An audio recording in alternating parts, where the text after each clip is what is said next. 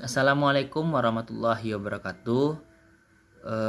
Sebelumnya video ini dibuat bertujuan untuk mempresentasikan laporan hasil identifikasi kearifan lokal di Kelurahan Dadok Tunggul Hitam.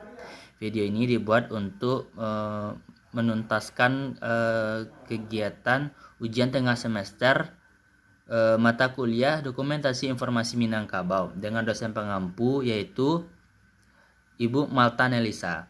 Sebelumnya, perkenalkan nama saya Rizky Zaputra Pratama dengan NIM 2102667 dengan mata kuliah Dokumentasi Informasi Minangkabau. Program studi yaitu Studi Informasi Perpustakaan dan Kearsipan D3. Jurusan Bahasa dan Sastra Indonesia dan Daerah, Universitas Negeri Padang. Baiklah, yang pertama yaitu adalah tempat dan waktu dan tempat observasi.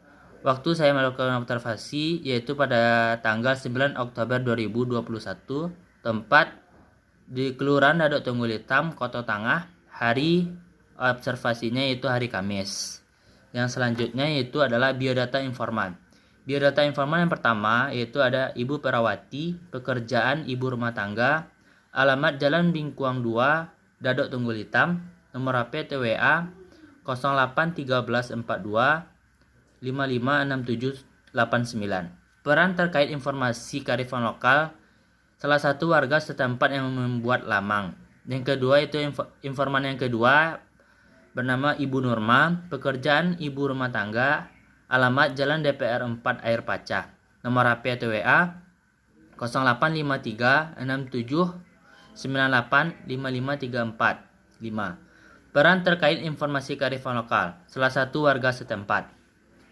Yang selanjutnya yaitu ruang lingkup observasi. Ruang lingkup observasi adalah kearifan lokal yang ada di Kelurahan Dadok Tunggul Hitam. Observasi dilakukan melalui wawancara. Wawancara adalah teknik pengumpulan data dengan menanyakan langsung kepada narasumber yang dibutuhkan oleh peneliti secara lisan. Dengan metode ini bisa memperoleh kesimpulan dari pendapat narasumber serta mendapat keterangan secara langsung mengenai kearifan lokal. Yang selanjutnya itu adalah hasil wawancara yang saya lakukan dari narasumber. Yang pertanyaan pertama itu bagaimana proses pelaksanaan dari kegiatan malamang bagi ibu.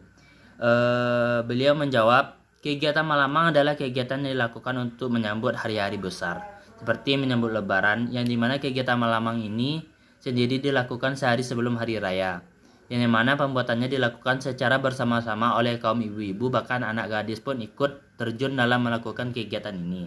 Hal ini mencerminkan kebudayaan Minangkabau yaitu gotong royong. Memang sendiri terbuat dari campuran beras ketan dan santan. Kegiatan malamang ini tidak terlepas dari ajaran Syekh Burhanuddin, yaitu seorang ulama dari Peraman, ucap beliau. Yang kedua yaitu pertanyaannya, apa tujuan dan manfaat dari kegiatan menjanguk orang? Jawaban dari narasumber, sebenarnya dengan menjanguk orang, kita bisa mendapat pelajaran tentang cara bersyukur.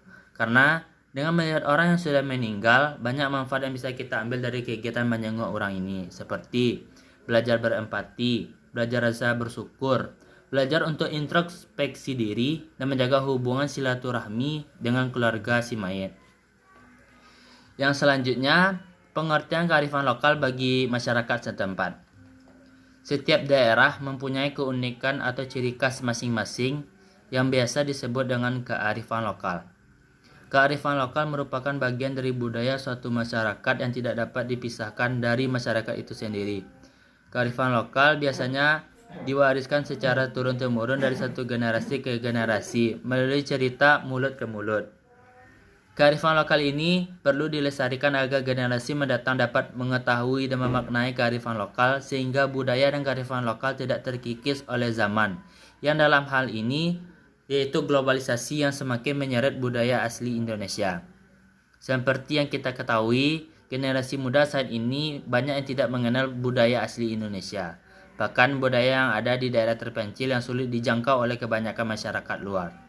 Oleh karena itu, penulis tertarik mengidentifikasi kearifan lokal yang ada di sekitar daerah tempat tinggal penulis. Baiklah, bentuk kearifan lokal yang pertama yaitu adalah malamang. Tradisi malamang merupakan tradisi yang telah berlangsung sejak ratusan tahun silam dan berlangsung secara turun-temurun sampai sekarang. Menurut Tambo atau kisah yang meriwayatkan tentang asal-usul atau kejadian masa lalu yang terjadi di Minangkabau, tradisi ini berlangsung dari peran Syekh Burhanuddin, yaitu pembawa ajaran Islam di Minangkabau. Saat itu, Syekh Burhanuddin melakukan perjalanan ke daerah pesisir Minangkabau untuk menyampaikan agama Islam secara bersilaturahmi ke rumah penduduk. Dari kunjungannya, masyarakat sering memberi makanan yang masih diragukan kehalalannya. Dia pun menyarankan kepada masyarakat yang dikunjungi agar mencari bambu, kemudian mengalasnya dengan daun pisang muda. Setelah itu, dimasukkan beras ketan dan santan, kemudian dipanggang di atas tungku kayu bakar. Syekh Burhanuddin pun menyarankan agar setiap masyarakat menyajikan makanan lamang ini sebagai simbol makanan yang dihidangkan dalam silaturahim. Yang kedua, bentuk kearifan lokal yang kedua yaitu menjangu. Menjangu atau takziah merupakan kegiatan yang cukup dekat dengan budaya di masyarakat. Takziah adalah sebuah kegiatan yang dilakukan oleh masyarakat untuk mengunjungi kerabat dekat atau keluarga yang tertimpa musibah kematian. Bertakziah atau melayat hukumnya adalah sunnah. Namun beberapa ulama menyebutkan bahwa kegiatan ini sangat dianjurkan untuk dilakukan oleh umat Islam dalam rangka menguatkan batin dan jiwa orang yang terkena musibah tersebut. Di Minangkabau, kegiatan takziah atau menjenguk ini ada dua macam.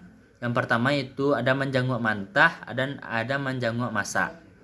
Tradisi menjenguk mantah dan menjenguk masak merupakan suatu rangkaian upacara kematian yang dilaksanakan di rumah duka setelah 14 hari kematian. Menjenguk mantah merupakan aktivitas upacara kematian yang dilakukan oleh masyarakat yang dikenal oleh keluarga duka tanpa memperhitungkan kerabat dan keluarga duka yang membawa sebuah panci berisikan ayam, telur, dan beras ketan. Sedangkan menjenguk masak adalah aktivitas pihak bako yang datang ke rumah duka nasi dengan lauk pauknya.